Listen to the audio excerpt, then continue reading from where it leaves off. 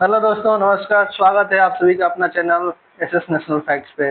तो आज हम एक नई सीरीज की शुरुआत करते हैं जिसमें हम बीपीएससी के द्वारा पूछे गए जितने भी प्रीवियस ईयर क्वेश्चन है, modern history, ancient history, medieval history, polity, economics, इसको एक एक करके हम डिस्कस करेंगे। तो आज हम लेके आ रहे हैं आप सबों के बीच क्या है, आधुनिक भारत के इतिहास यानी मॉडर्न हिस्ट्री। उसमें क्या है, यूरोपियों का आगमन से कितने सवाल पूछे गए हैं, कितने क्वेश्चन पूछे गए हैं, एक एक करके हम उसको डिस्कस करेंगे। ठीक है, तो चलते हैं, शुरू करते हैं। पहला क्वेश्चन है, पुर्तगाली उपनिवेश का प्रथम वायसराय कौन हुआ, यानी कौन था या कौन हुआ। तो अल्मीडा, क्या नाम था उसका, फ्रांसिस्को डी अल्मीडा। ठीक, अब देखो, सुनने कहने का मतलब है कि पुर्तगाली उपनिवेश कब आए थे, 1498 में। किसके थ्रू, वास्को डी गामा।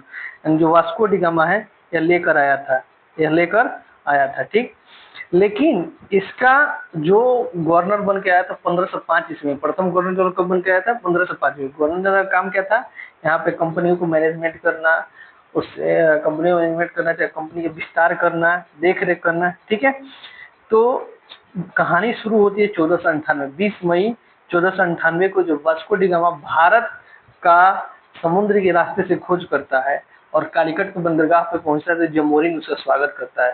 ठीक, जमोरिन जब स्वागत करता है तो वहां से यह मसाला का व्यापार करता है और अपने यहाँ यूरोप में बेचता है, तो 60 गुना प्रॉफिट कमाता है। जिसके बाद एक एक करके यूरोपियों का आगमन शुरू होता है। तो सबसे पहले आए थे पुर्तगाली, वास्को डी गामा क्या था, पुर्तगाली था। तो पहला वायसराय कौन था, फ्रांसिस्को डी अल्मीडा। क्या था, फ्रांसिस्को डी अल्मीडा कब आया था, 1505 में आया था। ठीक, इसने एक काम किया था, कौन सा काम किया था इसने, क्या किया था, वाटर पॉलिसी। वाटर पॉलिसी का मतलब होता है ब्लू वाटर पॉलिसी, यानी हिंद महासागर में अगर कोई व्यापारी अपने जहाज से सामान लेके जाता है तो वह टैक्स देना पड़ता था। किसको, पुर्तगालियों को। अदरवाइज टैक्स नहीं देते थे तो उनके जहाजों को लूट लिया जाता था। ठीक है, किसके द्वारा, पुर्तगालियों के द्वारा। ठीक, चलो आगे देखते हैं दूसरा नंबर क्वेश्चन क्या है। दूसरा नंबर क्वेश्चन है कि बंगाल की खाड़ी में समुद्री डकैती हेतु हुगली का उपयोग कौन करता था। समुद्री डकैती हेतु मतलब समुद्र में जो सामान लेके आते थे समुद्र के रास्ते, उसको लूट लेना कौन करता था, पुर्तगाली करते थे। कौन करता था, पुर्तगाली करते थे। ठीक है, ठीक, थर्ड नंबर है, यह पूछा गया था 65 बीएससी 2019 में। थर्ड नंबर है, भारत में 1613 में अंग्रेजों ने अपनी पहली फैक्ट्री कहाँ स्थापित की थी। भारत में, यानी देखो, आए तो थे पुर्तगाली, डच भी आए थे, फ्रांसिस भी आए थे, ठीक है, डेनिश भी आए थे, लेकिन सबसे ज्यादा समय तक हमारे ऊपर राज करने वाले कौन है, हमारे ऊपर राज करने वाले हैं अंग्रेज। और ये इसलिए फेमस है कि पूरी भारत में इनका कब्जा था। ठीक, तो शुरू होता है कहानी 1608 में। सर टॉमस लो आते हैं किसके, जहांगीर के दरबार में। तो जहांगीर ने उनको 400 का मनसब प्रदान करता है। ठीक है, और वह कुछ दिन तो रह के वापस चले जाते हैं, वह कंपनी को स्थापित करने में असफल हो जाते हैं। फिर उसके बाद आते हैं सर विलियम हॉकिंस। ठीक, वो भी जाते हैं मुगल के दरबार में, जहांगीर राजा रहता है मुगल का। ठीक है, और इन्होंने कंपनी की अनुमति ले लेते हैं। अब आता है बात कि सबसे पहले फैक्ट्री कहाँ लगाई थी। स्वाली का युद्ध स्वाली में ही हुआ था, और वह सूरत में है। सूरत की जगह पर, सूरत में ही स्वाली नामक जगह स्थित है, वहीं पे युद्ध हुआ और सूरत में पहली कंपनी लगाई गई अंग्रेजों की। ठीक है, कहाँ, सूरत में 1613 में लगाई गई थी। ठीक, कैप्टन विलियम हॉकिंस ने सूरत मुगल दरबार में 1609 में पहुंचा, किंतु फैक्ट्री स्थापित करने की अनुमति पाने में असफल रहा। 1611 में पुर्तगालियों का विरोध हुआ। ठीक है, विरोध होता है, तो विरोध के बावजूद कैप्टन मिल्टन ने सूरत के समीप स्वाली पहुंचा और मुगल गवर्नर से यहाँ व्यापार करने की अनुमति पाने में सफल हुआ। कैप्टन बेस्ट द्वारा, यानी देखो, जो स्वाली की लड़ाई होती है 1612 में, 1613 में वहां पे अंग्रेजों की कंपनी स्थापित होती है। ठीक, तो जो स्वाली की लड़ाई होती है उसमें अंग्रेजों की तरफ से लड़े थे कौन, कैप्टन बेस्ट। कौन लड़े थे, कैप्टन बेस्ट लड़े थे, कैप्टन बेस्ट लड़े थे। ठीक है, दूसरा चीज, ठीक, और इन्होंने किसको, पुर्तगालियों को हरा दिया था। उसके बाद वहां पर उन्होंने अपना क्या किया, फैक्ट्री स्थापित किया। यह बहुत इंपॉर्टेंट है, यहाँ से बार बार क्वेश्चन पूछा जाता है। ठीक है, अब नेक्स्ट है, इसमें नेक्स्ट क्या है, इसमें नेक्स्ट है इसमें फोर्थ नंबर क्या है, फोर्थ नंबर उसी से क्वेश्चन है कि निम्नलिखित में किस अंग्रेज अधिकारी ने पुर्तगालियों को स्वाली के स्थान पर आया था। वही सर थॉमस बेस्ट ने हराया था। कब पूछा गया? 2000 में पूछा गया था। 44 बीपीएससी का जो एग्जाम हुआ सिविल सर्विस का, उसमें पूछा गया था। ठीक है, अब आता है 5 number question. Dutch east India company ने किस वर्ष पटना में अपनी कंपनी स्थापित की थी, फैक्ट्री स्थापित की थी? इसका कोई प्रमाण अभी तक नहीं मिला है किस वर्ष, लेकिन हाँ कहा जाता है कि 1632 से। बीपीएससी कई बार पूछ चुका है और बीपीएससी ने आंसर कितना क्या दिया है? 1632 का आंसर दिया है, 1632 आंसर दिया है। तो बीपीएससी कई बार इसको बात को मतलब पूछ चुका है, 65 में पूछा है, बहुत बार पूछा है। तो कहा जाता है कि डच ईस्ट इंडिया कंपनी जो पटना कॉलेज की जो गंगा किनारे का पुराना बिल्डिंग है, उत्तरी साइड में बिल्डिंग है, उसमें 1632 ईस्वी में क्या किया था? अपना कंपनी, अपनी फैक्ट्री खोली थी। और एक और बात, भारत में अगर सबसे ज्यादा अफीम और शोरा कहीं से उत्पादित होता था और बेचा जाता था तो कहाँ से? बिहार से होता था। इसका भी क्वेश्चन पूछा गया है। अब 6 नंबर है, डच ईस्ट इंडिया कंपनी ने किस वर्ष पटना में, फिर यहाँ पे भी वही क्वेश्चन है जो अभी हम बताए थे, 2-3 बार इसको पूछा गया है। ये पूछा गया 2023 में, 69 में पूछा गया। अब 7 नंबर आता है, प्रथम कर्नाटक युद्ध का तत्कालिक कारण कौन था? अब सुनिए, कर्नाटक में युद्ध हुआ, कर्नाटक युद्ध के नाम से जाना जाता है, लेकिन इसमें लड़े कौन थे? इसमें लड़े थे फ्रांसीसी और अंग्रेज। फ्रांसीसी और अंग्रेज लड़े थे। पहला रीजन था ऑस्ट्रिया वाला। ठीक है, ऑस्ट्रिया में हुआ था। 3 लड़ाई हुई थी। कर्नाटक में कितनी लड़ाई हुई थी? 3 लड़ाई हुई थी। तो ऑस्ट्रिया में उत्तराधिकारी का युद्ध चल रहा था, उसको यहाँ पे लड़ लिए। ठीक है, तो और यहाँ पर जो तत्कालिक हालत था तो वो अंग्रेजों के द्वारा फ्रांसीसी जहाज का अधिकरण कर दिया था। इसकी वजह से यहाँ पे लड़ाई शुरू हो गई थी। कब? 1746 में। कब? 1746 में। ठीक है, 1746 में शुरू हो गया था। ठीक है, अब आते हैं 8 नंबर। क्या है 8 नंबर? है 1760 वनडी वर्ष का युद्ध किसके खिलाफ लड़ा गया था? तो यहाँ पे लड़ा गया था, अंग्रेजों द्वारा लड़ा गया था फ्रांसीसियों के खिलाफ। वो फ्रांसीसी बुरी तरह से यहाँ पे हार चुके थे। फ्रांसीसी क्या चुके थे? हार चुके थे। 2020 में 66 बीपीएससी में सिविल सर्विस 2020 में पूछा गया था। ठीक है, यहाँ पे अंग्रेजी सेना बहुत मजबूत थी। मजबूत होने के नाते यहाँ पे हार चुकी कौन? फ्रांसीसी सेना यहाँ से वापस हो गया। फ्रांसिस का प्रभुत्व तो भारत के ऊपर क्या हो गया? कम हो गया। ठीक है, अब आता है इसमें क्वेश्चन कि फ्रांस के तरफ से नेतृत्व कौन किया था? कब? वनडी वर्ष के युद्ध में। और अंग्रेजों की तरफ से नेतृत्व कौन किया था? तो अंग्रेजी सेना का नेतृत्व आयरकुट ने किया था और फ्रांसीसी की सेना का नेतृत्व काउंट डी लाली नाम का एक गवर्नर था, उसने किया था। ठीक है, चलिए आगे देखते हैं। 9 नंबर क्वेश्चन है कि उस क्षेत्र की पहचान कर जहां से पुर्तगालियों को सर्वोत्तम सोरा, अभी हम बताए थे ऊपर 5 नंबर क्वेश्चन में, सर्वोत्तम सोरा यहाँ पे बताए थे कि सबसे ज्यादा सोरा भी वहीं पर, यहीं पे बताए थे अभी। ठीक है, आगे क्वेश्चन यहाँ पे आ भी गया। पूछा गया है कि सर्वोत्तम सोरा कहाँ से मिलता है? तो इसका ऑप्शन कौन सा हो जाएगा? बिहार हो जाएगा। क्या हो जाएगा? बिहार हो जाएगा। ठीक है, अब आते हैं 10 नंबर क्वेश्चन पे। क्या है? तो 10 नंबर क्वेश्चन है, अंग्रेजी शासन काल में भारत का कौन सा क्षेत्र अफीम से? एक और क्वेश्चन अगेन पूछा गया है 2005 में। कब पूछा गया है? 2005 में, बिहार से रिलेटेड। ठीक है, अब आता है यहाँ पे बात मैचिंग, जो मतलब कॉलम को मैच करना है। क्रिस्टोफर कोलंबस कहाँ का रहने वाला था? जैक्स कार्टियर कहाँ के रहने वाले थे? सर फ्रांसिस्को ड्रेक कहाँ के रहने वाले थे? फर्डिनेंड मैगेलन कहाँ के रहने वाले थे? तो इसका आंसर होगा सी। इसका आंसर क्या होगा? नहीं, ए होगा। ये होगा, यानी ए इटली का रहने वाला था। कहाँ का रहने वाला था? इटली का रहने वाला था। ठीक है, ये कहाँ का रहने वाला था? फ्रांस का रहने वाला था। और ये यूनाइटेड किंगडम और पुर्तगाल का रहने वाला था। ठीक है, ये कहाँ का रहने वाला था? पुर्तगाल का रहने वाला है। ठीक है, चलिए ठीक है, अब आते हैं हम ईस्ट इंडिया कंपनी को लेकर बंगाल के नवाब के साथ क्या लापता था और वहां से क्या क्या क्वेश्चन पूछे गए हैं।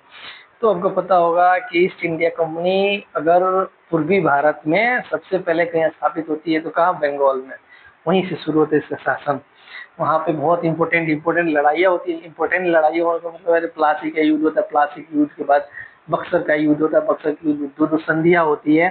ठीक है, चलो देखते हैं इसमें इनमें से किसने भारत में ब्रिटिश साम्राज्य का संस्थापक बनाया जाता है। यानी ब्रिटिश तो आए थे 1608 में ही, लेकिन संस्थापक किसको माना जाता है? 1613 में तो कंपनी भी बना लिए थे स्वाली में, सूरत में, लेकिन ओरिजिनल संस्थापक किसे माना जाता है? तो हमारा है कौन?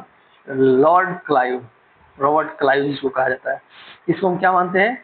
संस्थापक वास। अब इसको क्यों मानते हैं? क्योंकि यह प्लासी के युद्ध, सॉरी बक्सर के युद्ध का निर्णायक मतलब जीत हुआ इसका, जिससे अब पूरे उत्तरी भारत या पूर्वी भारत में क्या किया? कब्जा करना शुरू कर दिया। इसलिए इसको माना जाता है। ठीक है, तो इसमें 23 जून प्लासी का युद्ध हुआ था, 23 जून 1757 को। और 1765 में क्या हुआ था? 1764-65 में क्या हुआ था, बक्सर की लड़ाई होती जिसमें तीनों सेनाएं लड़ी थी। अवध के नवाब थे, बंगाल के थे और मुगल सम्राट के थे। ठीक है, सेकेंड नंबर है कि बक्सर की लड़ाई के बाद किस संधि पर हस्ताक्षर किया गया था। अब आती है बक्सर की लड़ाई क्या होती है, तो 1764 अक्टूबर में होता है। होता कहाँ है, कहानी शुरू होता है कि इधर मीर कासिम जो इनकी कठपुतली नहीं बन रहा, किसकी, अंग्रेजों की, और इसने क्या किया था, मुर्शिदाबाद से राजधानी कहाँ, मुंगेर बना दिया था, और हथियार फ्रांसीसियों सहयोग से यहाँ पे क्या हथियार का कारखाना खोल रखा था। ठीक, तो अंग्रेज इससे भड़के हुए थे, पहले ही इससे भड़के हुए थे, दूसरा अवध के नवाब और तीसरा मुगल सम्राट। तो ये तीनों मिल गए, एक साइड में हुए कौन, अवध के नवाब, मुगल सम्राट और मीर कासिम, किसके खिलाफ लड़े, अंग्रेजों के खिलाफ। कहाँ में, बक्सर में लड़े, लेकिन बहुत बुरी तरह से। कहा जाता है कि अंग्रेजों के पास मात्र 1000 सेना थी और इन तीनों पर 10,000 से अधिक सेना थी, लेकिन आधुनिकता की कमी थी इनके पास, और अंग्रेजों के पास गोली बम बंदूक ये सब थे। ठीक, तो होता है लड़ाई, बक्सर की लड़ाई हार जाती है, लेकिन दो संधियां होती है। संधियां होने का मतलब है कि लड़ाई जब खत्म होती थी तो संधि करने का मतलब है कि आप इस इलाके को या जीते हुए प्रदेश को लेकर संतुष्ट हो जाओ, इस पर लड़ाई नहीं होगी, कुछ कुछ शर्तें रखा जाता था, उसी को संधि कहा जाता है। तो बक्सर की लड़ाई में संधि होती है इलाहाबाद की, एक होता है 12 अगस्त 1765 और दूसरा होता है 16 अगस्त 1765 को होता है। 2023 में पूछा गया है किस 69 बीपीएससी में। ठीक है, अब होता है कि इसमें क्या होता है, उसमें अवध के पास क्षेत्र था इलाहाबाद का, तो जिसको कड़ा कहते हैं, कड़ा का क्षेत्र किसको दे दिया गया, मुगल सम्राट को दे दिया गया। किसको, मुगल सम्राट को दे दिया गया। ठीक है, शाह आलम द्वितीय को। और मुगल सम्राट ने क्या किया, बंगाल, बिहार और उड़ीसा की दीवानी किसको दे दिया, अंग्रेजों को सौंप दिया। दीवानी को मतलब आप यहाँ से करो उसमें, और वहीं पे शुरू होता है बक्सर के युद्ध में क्या, रॉबर्ट क्लाइव का द्वैत शासन। द्वैत शासन, और द्वैत शासन के चलते यहाँ पे इन्होंने दो उप दीवान नियुक्त करता है। बंगाल में करता है किसको, बंगाल में करता है, बिहार में तो सिताब राय को करता है, और बंगाल में करता है तो ये बता रहा है बंगाल में किसको करता है। ठीक है, दिमाग से भी निकल रहा है। ठीक, तो दो दीवान को नियुक्त करता है, कहने का मतलब टैक्स कलेक्ट करके अंग्रेजों के पास आएगा और राजा अपनी मर्जी से क्या करेगा, शासन चलाएगा। तो जहाँ पर टैक्स ही नहीं मिलेगा तो राजा क्या चला पाएगा। इस वजह से बंगाल में अकाल की स्थिति पड़ती है और बहुत भयानक अकाल पड़ता है उसकी वजह से। ठीक है, तो कौन सी संधि, इलाहाबाद की संधि होती है। क्या होती है, इलाहाबाद की संधि होती है। ठीक है, 1765 में बंगाल बक्सर की युद्ध के समय। अब आता, हाँ आ गया क्वेश्चन, हाँ मोहम्मद रजा खान, क्या नाम था, मोहम्मद रजा खान। इलाहाबाद की संधि के बाद रॉबर्ट क्लाइव ने मुर्शिदाबाद को दीवान किसको नियुक्त किया, तो मोहम्मद रजा खान को, सिताब राय को कहाँ का, बिहार का नियुक्त किया। कहाँ का, बिहार का नियुक्त किया। ठीक है, फोर्थ नंबर देखते हैं। फोर्थ नंबर क्या है, सम्राट शाह आलम द्वितीय ने ईस्ट इंडिया कंपनी के बंगाल, बिहार और उड़ीसा की दीवानी प्रदान की। कब, पहला संधि में ही प्रदान किया था। दूसरा संधि तो अवध से लेके किसको दिया गया, मुगल साम्राज्य को, और पहला मुगल साम्राज्य ने बंगाल, बिहार और उड़ीसा की दीवानी दी 12 अगस्त 1765 को हुआ था। ठीक है, फिफ्थ नंबर है, द्वैत शासन के जनक, जनक लागू करने वाला था रॉबर्ट क्लाइव, कंफ्यूज नहीं होना है मेरे भाई। रॉबर्ट क्लाइव लागू किया था 1765 बंगाल में, लेकिन जनक है सर लियोनियल कार्टिस, लियोनियल कार्टिस। ठीक है, इसको क्या मानते हैं, जनक मानते हैं। किसका, द्वैत शासन किसको जनक मानते हैं। अब आता है सिक्स नंबर, बंगाल में द्विशासन प्रणाली किसके द्वारा लागू की गई थी। ऑप्शन है हमारा रॉबर्ट क्लाइव, कौन है, रॉबर्ट क्लाइव है। ठीक है, चलिए अब आगे देखते हैं सेवेंथ नंबर। सेवेंथ नंबर है कि अंग्रेजों ने भारत पर लंबे समय तक राज कैसे किया। तो सबसे बड़ी हथियार इनका था क्या, बांटो, फुट डालो और राज करो, फुट डालो और राज करो। इसी को इन्होंने क्या किया था, राज किया था, फुट डालो, बांटो और राज करो नीति के तहत। ठीक है, एट नंबर है, किसने बंगाल में महलवारी बंदोबस्त की प्रणाली की शुरुआत की थी। अब आता है महलवारी बंदोबस्त। ठीक है, कृषि पद्धति से कर वसूलने का एक तरीका था। अंग्रेजों ने 3 तरीके लगाए थे। कौन, स्थायी बंदोबस्त, जिसमें जमींदार टैक्स कलेक्ट करके किसको देता था, अंग्रेजों को, यानी 10/11 हिस्सा देता था अंग्रेजों को और 1 हिस्सा अपने पास रखता था। अगर टैक्स पे करने में शाम 5 बजे के बाद, संध्या के बाद टैक्स में पे होता है तो अगले दिन जमींदारी छीन ली जाती थी। पहला हो गया स्थायी, इसको स्तंभारी बंदोबस्त भी करते और अस्थायी बंदोबस्त भी करते। दूसरा था रैयतवाड़ी, डायरेक्ट किसानों के थ्रू टैक्स लिया जाता और सबसे ज्यादा फैला हुआ एरिया में रैयतवाड़ी था। महाल का मतलब होता है मुखिया, महाल मतलब गांव का मुखिया। यानी महालवाड़ी में क्या था, जो बंगाल प्रेसिडेंसी और उत्तर प्रदेश में था, इसके थ्रू मुखिया के थ्रू टैक्स वसूल के अंग्रेजों को दिया जाता था। ठीक है, तो महालवाड़ी बंदोबस्त किसने किया था? हॉल्ट मैकेंजी ने किया था। कौन किया था? हॉल्ट मैकेंजी ने किया था। ठीक मतलब बंगाल प्रांत के साथ बिहार प्रांत को कब मिला? हमने तो सुना है कि बंगाल से बिहार अलग कब हुआ भाई साहब, 24 में ही पूछा गया है क्वेश्चन। अब आता है कि बंगाल में बिहार को मिलाया कब गया था, यानी 1733 से पहले क्या था? बंगाल अलग ही क्या था? सूबा था। ठीक है, अलग ही क्या था? सूबा था। बिहार अलग सूबा था। तो 1733 में सुजाउद्दौला ने बंगाल और बिहार को आपस में मिलाया था। कब मिलाया था? 1733 में मिलाया था। ठीक है, कैसा लगा सेशन? आई होप सेशन बहुत अच्छा लगा होगा आपको। ठीक है, और अगर आप इसको पसंद करते हैं, लाइक करते हैं, सब्सक्राइब करते हैं, दोस्त चैनल को शेयर भी कर दिया करो। ठीक है, खुद भी नॉलेज लो, दूसरों को भी दो।